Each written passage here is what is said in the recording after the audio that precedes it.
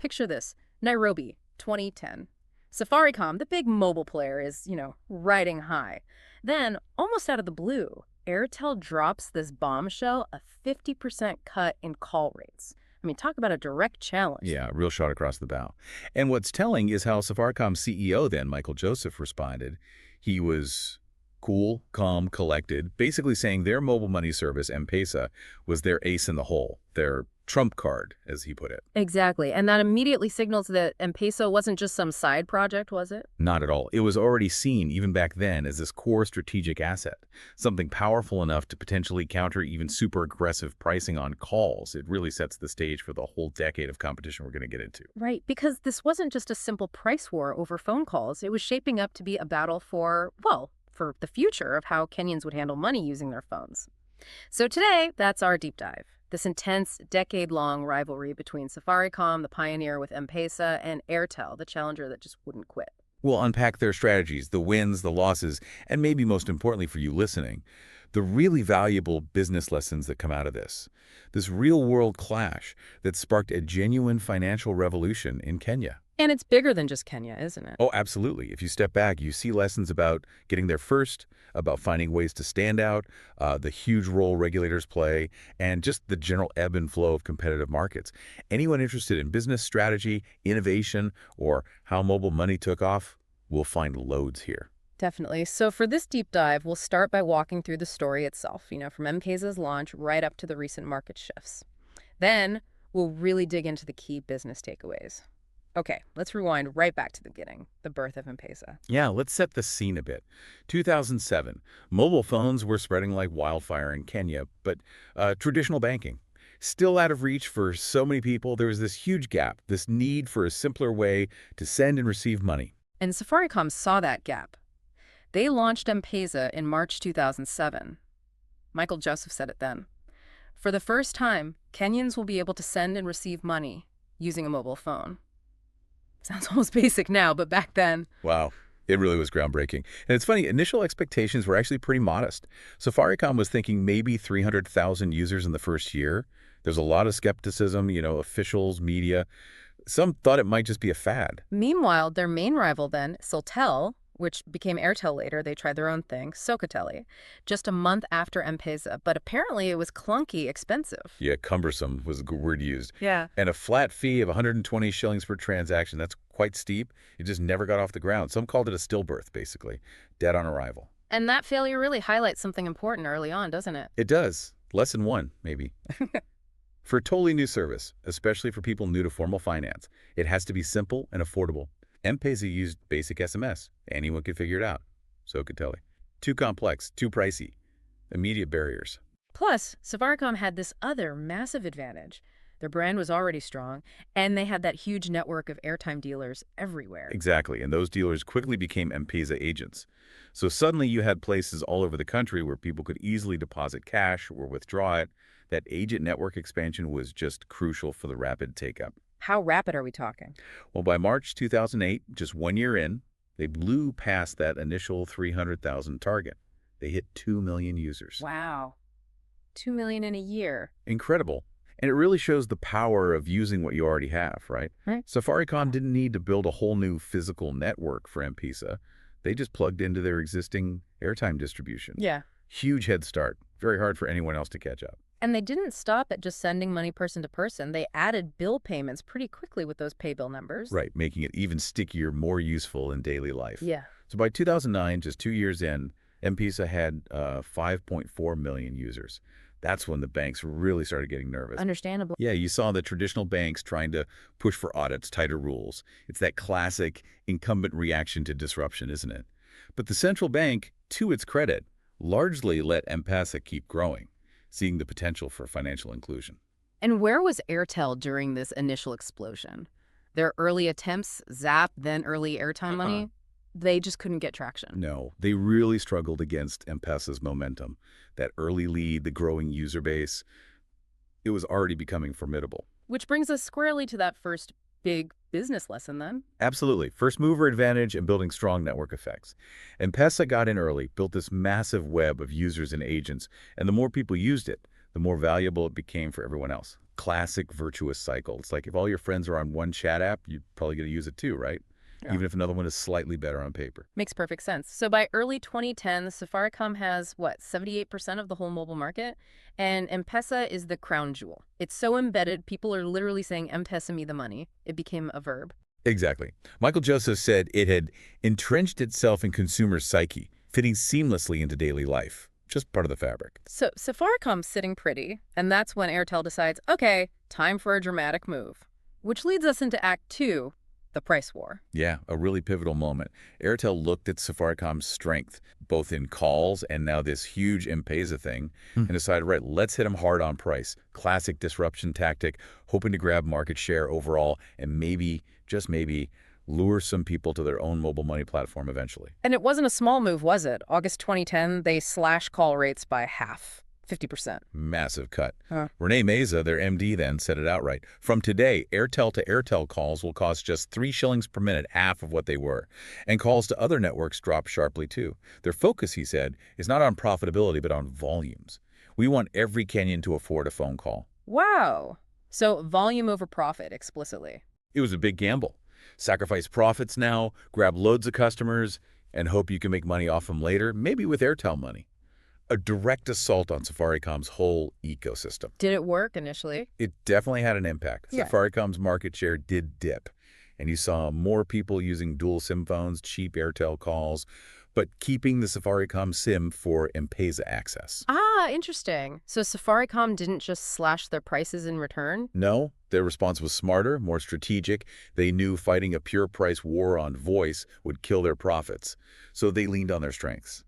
Network quality, reliability, and the big one, M-Pesa. The trump card again? Exactly. Michael Joseph basically said, our strength isn't just low prices, it's the network, the service, and this thing only we have, M-Pesa. That network effect acting like gravity, pulling people back. Precisely. People were reluctant to ditch Safaricom completely because losing easy M-Pesa access was a big deal. Sending money, paying bills, the agent network, it was too convenient to give up. So end of 2010, what's the situation? Safaricom's subscriber share is down a bit, but critically they're still profitable, thanks largely to M-Pesa churning out revenue. Airtel. They gained users, yes, but they were bleeding money because of those super low call rates. That really throws the whole competitive strategy question into sharp relief, doesn't it? Differentiation versus price. Absolutely. Safaricom differentiated through innovation M-Pesa and perceived quality. Airtel went for price, and it raises that fundamental question. Is chasing market share at any cost sustainable? Or is building a profitable, strong foundation more important long-term? That's a key lesson here. And Safaricom didn't stand still, did they? They kept building on M-Pesa. Right. 2012, they launched M-Shwari, savings and loans, right there inside M-Pesa, making the ecosystem even deeper, even harder to leave, more utility, more convenience. What was Airtel doing on the mobile money front then? They kept trying. They relaunched Airtel Money, upgraded features, tried competing directly on M-Pesa fees. They even offered free person-to-person transfers for a while, trying to undercut M-Pesa. But M-Pesa just kept growing. Pretty much. Despite Airtel's efforts on price, by 2013-2014, M-Pesa hits 18.2 million users, still absolutely dominating transaction volumes. Airtel was making some noise, but it was clearly a massive uphill struggle for them to gain real ground. Which, I guess, leads us into the next phase, taking the fight beyond just price and feature. Exactly. Act 3, regulatory battles and the big push for interoperability. By 2015, Airtel Kenya was still unprofitable after years of trying, so they changed tack. They went public, accusing Safaricom of anti-competitive practices. Basically saying the game was rigged. Pretty much. Their CEO then, Adil El-Yousefi, was blunt. For over 5 years, Airtel Kenya has invested heavily and tried to compete, yet we've not made $1 in profit. We were essentially condemned to losses by the market structure. They argued Safaricom's dominance, especially with M-Pesa, made fair competition impossible. That must have put pressure on the regulators. It did. Big time. The Communications Authority, the CA, started looking into Safaricom's dominance. They even floated the idea of forcing Safaricom to separate M-Pesa from the main telco business. That was a serious threat. How did Safaricom react? Understandably, they fought back. Lots of PR, lobbying, highlighting M-Pesa's positive impact on financial inclusion. And they made a clever preemptive move too. M-Pesa Kidodo, free transfers for small amounts, under 100 shillings. Addressing that potential criticism about costs for small transactions.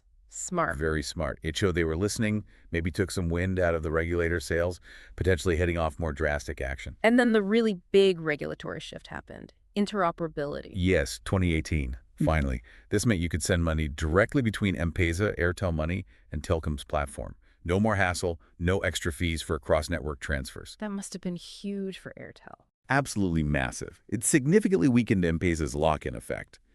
Suddenly, being on Airtel Money wasn't such a disadvantage if you needed to pay someone on M-Pesa. It leveled the playing field considerably, a direct result of regulatory pressure. Around the same time, wasn't there talk of Airtel and Telkom merging? There was. In 2019, they announced plans to merge their Kenyan operations. The idea was to create a much stronger number 2 player to properly challenge Safaricom. But it didn't happen. No, it fell apart in August 2020. Regulatory hurdles, some national security concerns were mentioned. It just got too complicated. It shows how complex these things are beyond just company strategy and how hard it is to challenge a leader like Safaricom, even by teaming up. Meanwhile, Safaricom wasn't just focused on Kenya, were they? No, they were looking outwards. 2021, they win a license in Ethiopia, huge market potential there, and they launched M-Pesa Ethiopia in 2023. Big strategic expansion, leveraging that M-Pesa success story. And then, smack in the middle of all this, COVID hits in 2020. Right, and that led to those temporary fee waivers on small M-Pesa transactions, remember, to encourage digital payments, avoid handling cash. Which probably just cemented digital payments even further. Undoubtedly. It pushed even more people towards using M-Pesa and other mobile money services for everyday stuff. Really accelerated that shift. It also highlighted just how essential M-Pesa had become to the whole economy, especially in a crisis. Okay, so we're moving into the mid-2020s now. Years of competition, regulatory changes. Are we starting to see the landscape actually shift? We are. Subtle shifts, but significant ones. This takes us to Act 4, Airtel's incremental gains. By 2024, M-Pesa is still massive, processing trillions of shillings woven into the economy. Safaricom's overall market share is still dominant, but in the mobile money space itself, Airtel Money starts showing real consistent growth. By late 2024, they hit nearly 9% market share. That might not sound huge compared to M-Pesa's 90-something%, but with several quarters of growth in a row. The first time they really made a dent. The first time there was concrete data showing a sustained trend. Even Safaricom's CEO, Peter Ndenegwa, acknowledged it. He said something like, "Our latest report shows M-Pesa's share slid to 91%.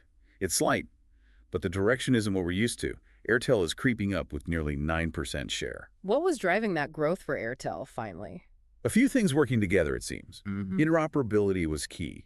Made it easier for people to actually use Airtel Money without being cut off from the M-Pesa network. And they kept pushing on price. They did, often lower P2P and withdrawal fees than M-Pesa.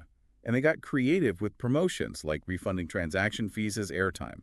Little things that add up for users watching their costs. So interoperability plus persistent price pressure. And expanding their agent network. They partnered with supermarkets, other retailers, trying to improve that physical cash in, cash out access, especially in towns. Still way behind M-Pesa's agent numbers overall. Yeah. But making it easier to find an Airtel agent than it used to be. So it seems like their persistence finally started paying off, chipping away. Exactly. It's a great lesson in the long-term impact of just keeping at it. Even against a giant like Safaricom, targeted strategies, price, access, leveraging interoperability, they finally started moving the needle. How did Safaricom respond to seeing Airtel gain ground? Well, you don't stay dominant by being complacent.